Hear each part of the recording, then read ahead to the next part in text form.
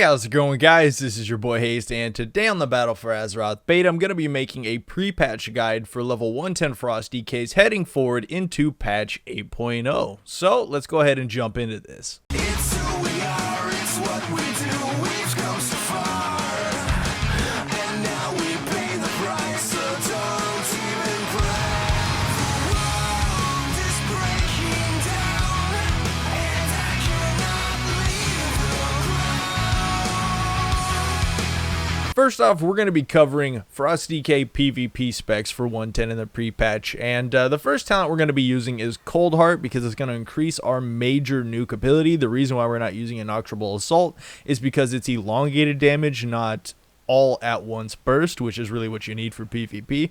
And of course, we got Icy Talons, which is fairly good for PvE situations, but not necessarily PvP. So we'll keep an eye on that one a little bit later for our PvE spec. As for the level 57 talent, we got Runic Attune and Murderous Efficiency, which it was hard to choose between the two of these, but Murderous Efficiency will give you a lot better breath than Runic Attune will, just because you can quick burst with breath after 2 obliterates with Murderous Efficiency a lot more often than you can with Runic Attune, and be actually efficient with a quick breath. Let's say it's DPS versus DPS and you really need the damage.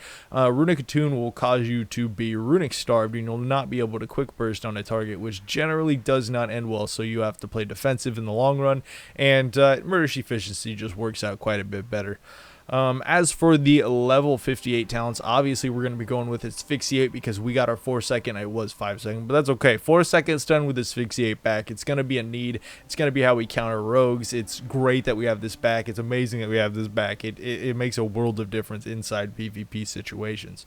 As for level 60 talents, we got Avalanche, which does quite a bit of damage when you're throwing out a Howling Blast. Now, there is a time during like a quick burst breath that you can use a Howling Blast that will benefit from Avalanche. But we also got Frozen Pulse, which doesn't necessarily do the greatest amount of damage for a single target. And we got Frost Scythe, which is generally for multiple target consistency DPS, which doesn't fare well in PvP because it's reduced. And I'd like it to be a good talent for PvP, but it really just isn't. So as for level 75, we got Permafrost, which adds a melee shield. We got Wraithwalk to increase our movement speed, and we got Death Pact back. So obviously for PvPing, you're going to be wanting to take Death Pact so you can counter burst. It's one of the most important things to do in PvP, especially when you're being focused. And of course, inside dueling situations, it gives you time to set up, breath on a target, actually deal some DPS before you're forced to pop your single large heal, which is very nice to have again. And it does not require you to actually land an attack on the target. You get a consistent, fairly large, nice heal. It's a lot better than what we had in Legion. As for the level 90 category, we got Gathering Storms, which will give you a bit more overall consistency burst when it comes to single target, but not necessarily the greatest when it comes to this spec, and we'll go ahead and explain why, and it has to do with Cold Heart and the ability we're actually using in the level 90 category, Frostworm's Fury.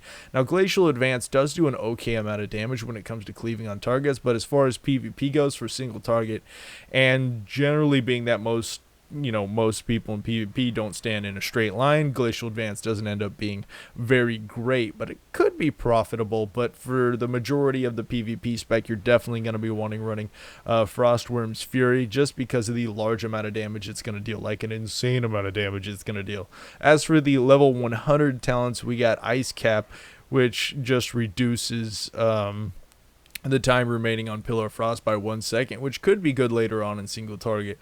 But right now for PvP, not that great. And as for Obliteration at this level, turns out to be fairly good DPS when it comes to PvP overall consistency. But as far as nuke single target PvP burst damage, Breath of Syndragos is going to take the cake by far. Now I'll go ahead and put a little picture up on the screen so you can see exactly what the power of these abilities are inside of PvP situations. Keep in mind, fighting a Frost DK, you're going to have around 115k health, and you can see right up top there in the list, right below Breath of Syndragosa, which is your top damage, you've got Frostworm's Fury, which crit, and Cold Heart, which crit, and you could definitely see how it kind of overtakes the entire person's health pool into abilities, being very, very strong. So if you're running PvP, you want to duel, you want to go out and smash on people inside of BGs, I definitely would suggest trying out this spec. And of course, this actually happens to be the best PvP current spec to run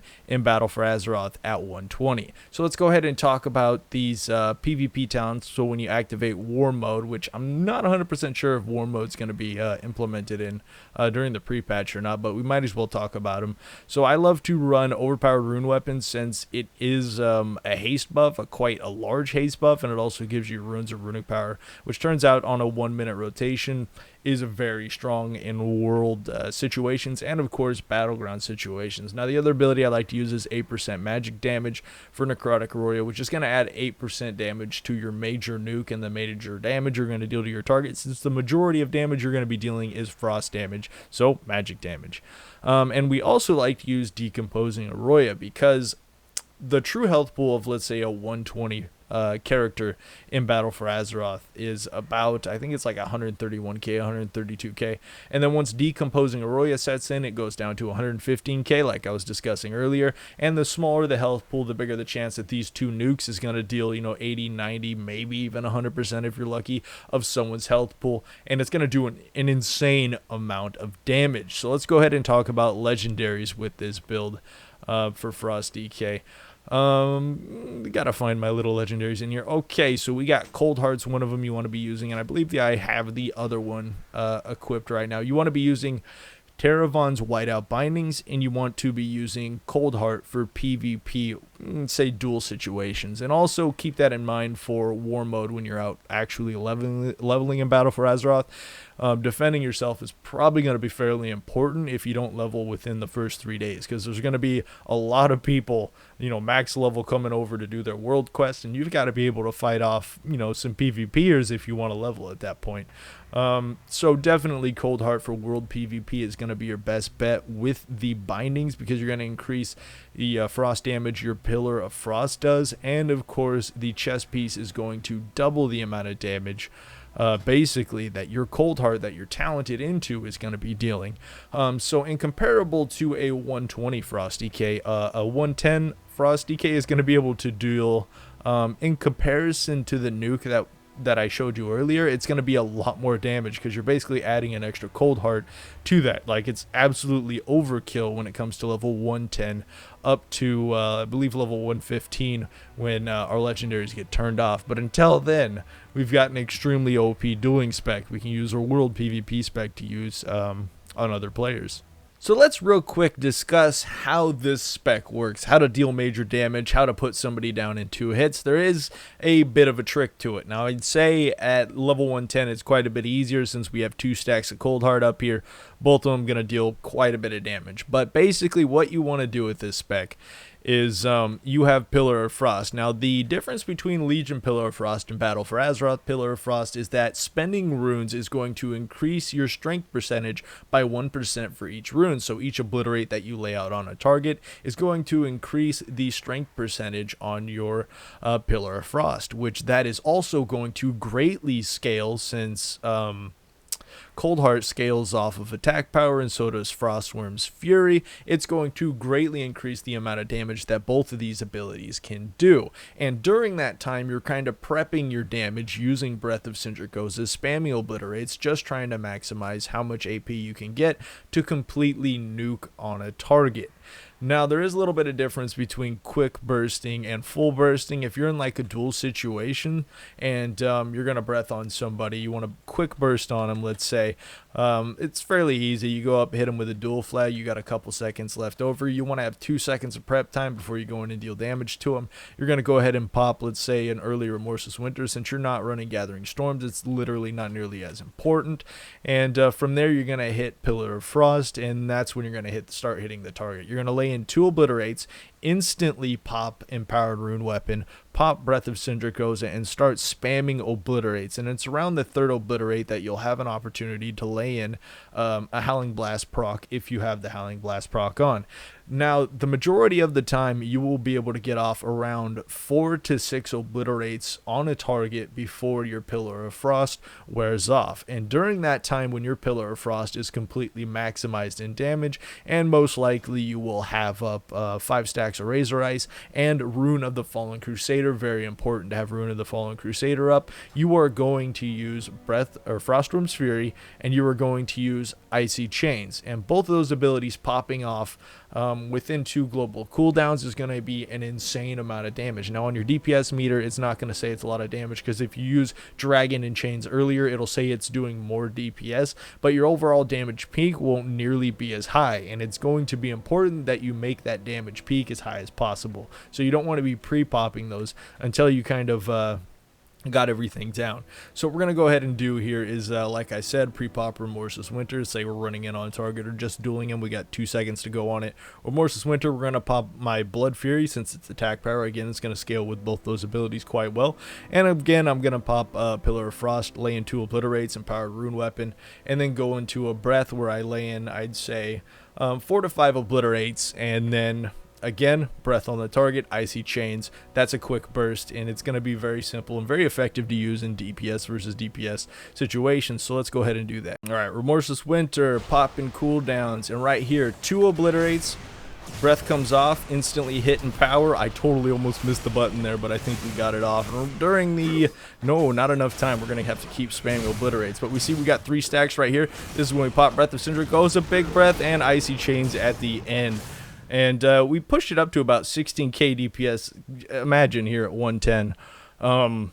My character's geared. Actually, he's 111 at this point, so his health might be a little bit higher. But we will look at the damage of Breath of Sindragosa. As you see right there, Breath of Sindragosa damage is out of this world. It's extremely high. They buffed it up another 6% AP from what it previously was. And of course, we got our Cold Heart and Frost Breath damage in here. That just the Cold Heart alone, crit. It crit. It crit. Did it crit or did it just hit? It looks like it just hit. It didn't crit. It didn't crit. It hit for 33k.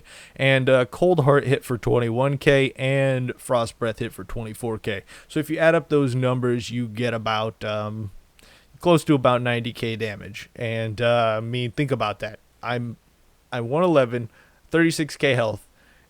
And that just hit for that much. I mean, obviously, this is like the best and highest way you could do it with a much smaller health pool. Heck, you might not even have to go that far as duels go. You might be able to pre-prop Remorseless Winter, just slap this on, lay in a few obliterates just to increase the damage, and then get back and throw out your big Icy Chains, and that might do the job right there in a duel in the pre-patch. So I really just wanted to update you guys on the PvP situation. So I guess I should show you guys how to maximize DPS. It's fairly the same thing as far as, let's say you have a healer on your team, you're trying to put down a healer, you're trying to put down a DPS that's with a healer.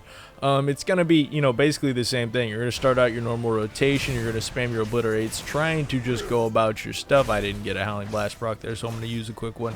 And you're just pulling your runic power up to about 100%. Once you reach 100% runic power, you're going to go ahead and pop Blood Fury, Pillar of Frost, use your Breath, and just start your DPS and just do a normal rotation starting off. And of course, I'd say about when your breath bar or your runic power bar hits about half is when you're going to use empowered weapon, because you do not want to become runic starved. And of course, near the ends where you're going to throw out Cold Heart and Breath of Sindragosa to deal a maximized burst damage on the target. Obviously, this was not quick burst. This was elongated burst to maximize breath damage and put out the most potential damage on a target in a healer DPS situation. So let's go ahead and start talking about Pve Dps Specs. As for the level 56 talent, we're going to be using Icy Talons because spending in your runic power happens to buff your melee attack speed. In Battle for Azeroth, melee damage happens to be some of the highest DPS on your list. So we're going to go ahead and take Icy Talons for the majority of specs. As for the level 57 talent, as long as you're running a Frost Scythe / Obliteration build, Murder's efficiency is going to be better. But if you're going to go like a breath build, even with Frost Scythe, probably Murder's efficiency would end up being better. But overall DPS in the long run for single target, I could definitely see Runic Attune being better.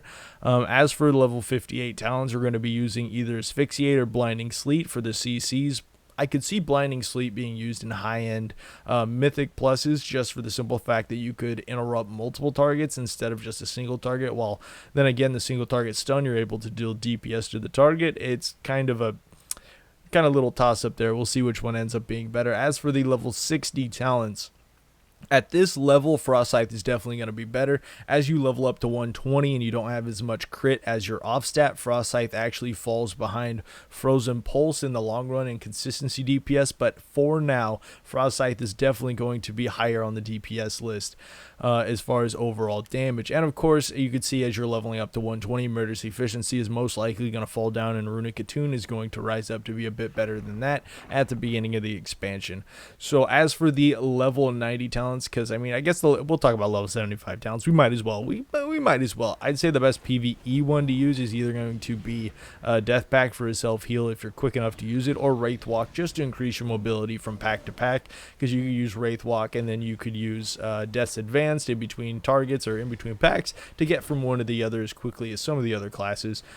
So we do have a little bit of mobile increase for our PvE side of things. As for the level 90 talents and the level 100 talents, this is where it gets kind of tricky for Frost DKs. So the thing about single target DPS in a Frost DK, if you want any good opener DPS burst in a Frost DK, you have to take Frostworm's Fury or Breath of Sindragosa. Right now what I'm running here is definitely the best overall DPS spec when it comes to, let's say, if you have to grind down a lot of Mythic plus adds to get to a certain boss, this spec is really going to kind of flourish under that category, and I'll go ahead and show the rotation here in a bit. Now the thing I need to talk about is you either got to decide for single target if you want to take Breath of Sindragosa, which is extremely powerful at this point, as you saw from that previous burst after they buffed it up a little bit, and we got Frostworm's Fury. So you got to decide, do you either want to give up some of your overall damage rotation with Obliteration, or do you want to give up some of your overall DPS when it comes to Glacial Advance, because Glacial Advance actually turns out to be quite a bit of DPS. So when it comes to AoE, it's fairly simple to AoE. I do actually like to do a Howling Blast up front to generate a nice Frost Scythe running in on the target, since they did actually buff up our dot damage from our Howling Blast quite a bit, and it was a very nice buff overall for Frost DK damage. So we're going to go ahead and pop, let's say, Remorseless Winter up front, kind of like we do over there, pop a Pillar of Frost. I'm going to lay in one Howling Blast to apply dots, and that's going to give us a Obliteration proc on Frost Scythe, which we're going to lay out a Frost Scythe, maybe even multiple Frost Scythes. But under the pretense that we don't generate a Howling Blast, we can use Glacial Advance instead to generate an Obliteration proc to generate quite a bit of DPS and overall consistency. This is, again, the best overall AoE consistency spec. So we're going to go ahead and pop Remorseless Winter up, pop IBF, go ahead and throw out a Howling Blast there, and come in Frost Striking on the target. Now we lay out a Howling Blast proc, we're going to lay out a Glacial Advance. We should have went back to the crit there, but that's okay. And you can see there how I'm just generating as many crits as possible, either using Howling Blast proc or Glacial Advance procs. I mean, in a perfect world, we would want Howling Blast procs for any time we can't use Glacial Advanced. And of course, while we're doing this, you can see up in the top hand corner, Icy Talons was definitely being affected off of using Glacial Advanced, overall increasing your DPS in the long run quite a bit. So the pretense for that DPS or that rotation is fairly simple, fairly easy to do, and of course it's going to deal the maximized overall DPS in that rotation. Now you do have to kind of decide, again, like I was talking about, if you want to use Breath of Sindragosa or you want to use Frostworm's Fury. Now the difference you're going to see when you lose Obliteration is you're going to have less obviously less proccing damage, and it's going to affect you a little bit, but it's not going to be too much of, let's say, an overall downer. I do like using this spec over the other choice of using Obliteration and Frostworm's Fury, since you do have a shorter cooldown on the burst, and generally at level 110, or let's say Battle for Azeroth dungeons, if you completely rely on Frostworm's Fury, you're not going to be able to burst on every boss. So it's kind of a give and take with both of those abilities, and it doesn't matter what you're running, you basically open up the same way Either way, you're going to open up with that Howling Blast. You're going to go ahead and start spamming Frost Sights, using as many Frost Sights as possible unless you get a Howling Blast proc. And of course, you could use, if you're Runic Starved, some of those Glacial Advances to increase your overall DPS and your rotation damage throughout the fight. And as you could see there, even though I'm not using Obliteration, I'm still doing as much consistent damage as I was doing with Obliteration, being that the majority of your damage isn't necessarily from the effect of Obliteration. It's mainly from your Howling Blast procs, and of course if you get some big crits with your Glacial Advance, ending up being quite a bit of damage. Now the raw damage of Frost Scythe is very important. It's very important. Now obviously with Asphyxiate or Blinding Sleep, being that Asphyxiate's on a much lower cooldown, you could go ahead and proc up Sifu's on the target quite a bit, or you can go ahead and grip an off target to proc this up to deal, again, a lot more AoE consistency DPS.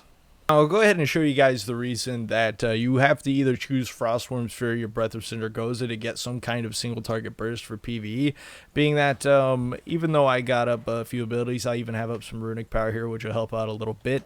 You'll notice that my single target damage is not great. It's not great at all here without either Breath or Dragon. Without either of those, your damage kind of goes to garbage when it comes to single target abilities.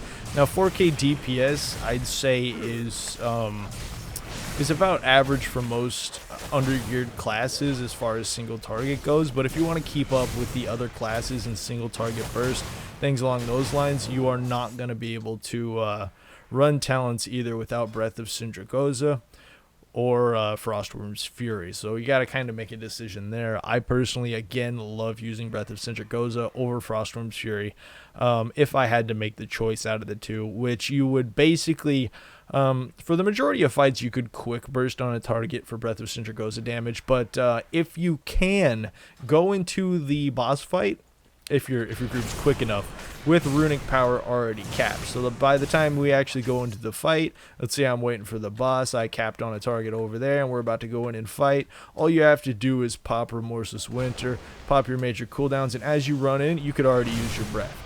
And that's going to be some of the highest amount of damage you could do when it comes to Frost DK. Now the only way we could amplify this damage obviously would be to take Frostworm's Fury with it also, but we would lose a ton of overall consistency. So it's going to be kind of a tough decision exactly what you want to do there between the two specs.